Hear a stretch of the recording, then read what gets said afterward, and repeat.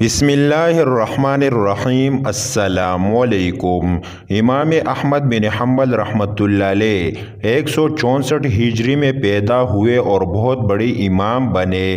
بعض کا قول ہے کہ آپ کو 1 کروڑ احادیث مبارکہ یاد تھی۔ آپ کے جنازے میں شامل ہونے والے مردوں کا اندازہ لگایا گیا، وہ 8 لاکھ تھے اور عورتیں 60,000 تھی، اور بعض کا قول ہے کہ آپ کی وفات کے روز نصارہ، یہود اور مجوس میں سے 20,000 لوگ مسلمان ہوئے، اور ابو الفرج بن جوزی نے اپنی کتاب جس سے آپ نے بشر بن حارث الحافی رحمۃ اللہ علیہ کے حالات میں لکھا ہے، 46ویں باب میں بیان کیا ہے کہ ابراہیم الحربی نے بیان کیا ہے کہ میں نے بشر بن الحارث الحافی کو خواب میں دیکھا، گویا وہ الرصافہ کی مسجد سے باہر نکل رہے ہیں اور آپ کی آستین میں کوئی چیز حرکت کر رہی ہے۔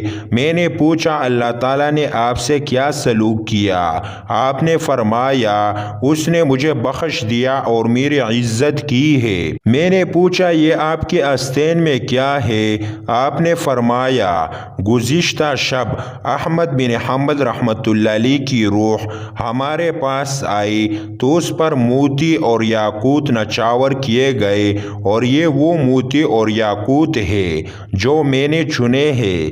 میں نے پوچھا یحییٰ بن معین اور احمد بن حنبل رحمۃ اللہ علیہ نے کیا کیا ہے؟ آپ نے فرمایا میں نے ان دونوں کو اس حال میں چھوڑا ہے کہ انہوں نے رب العالمین کی زیارت کی ہے اور ان دونوں کے لیے دسترخوان لگائے گئے ہیں۔ میں نے پوچھا کہ آپ نے ان دونوں کے ساتھ کیوں نہیں کھایا؟ آپ نے فرمایا اس نے معلوم کر لیا ہے کہ کھانا مجھ پر ہیچ ہے، تو اس نے میرے لیے اپنے چہرے کی طرف دیکھنا مباح کر دیا۔ حضرت امام احمد بن حنبل رحمۃ اللہ علیہ فرمایا کرتے تھے کہ ہمارے اور اہل بدعت قائلین خلق قرآن کے درمیان فیصلہ ہمارے جنازے دیکھ کر ہوگا۔ چنانچہ یہ فیصلہ اس طرح ہوا کہ آپ رحمۃ اللہ علیہ کے مخالفین کے جنازوں میں بس گنتی کے چند لوگ شریک ہوئے، کسی نے کوئی زیادہ غم نہ کیا، جبکہ حضرت امام احمد بن حنبل رحمۃ اللہ علیہ کے جنازے کو دیکھ کر مورخین دنگ رہ گئے۔ خلیفہ متوکل نے جب اس جگہ کو ناپنے کا حکم دیا جہاں آپ رحمۃ اللہ علیہ کی نماز جنازہ پڑھی گئی تھی، تو اندازہ لگایا گیا کہ 25 لاکھ افراد نے آپ کی نماز جنازہ میں شرکت کی۔ عبد الوہاب ورا کہتے ہیں کہ زمانہ جاہلیت یا تاریخ اسلام میں اس سے بڑے کسی جنازے کا ثبوت نہیں ملتا۔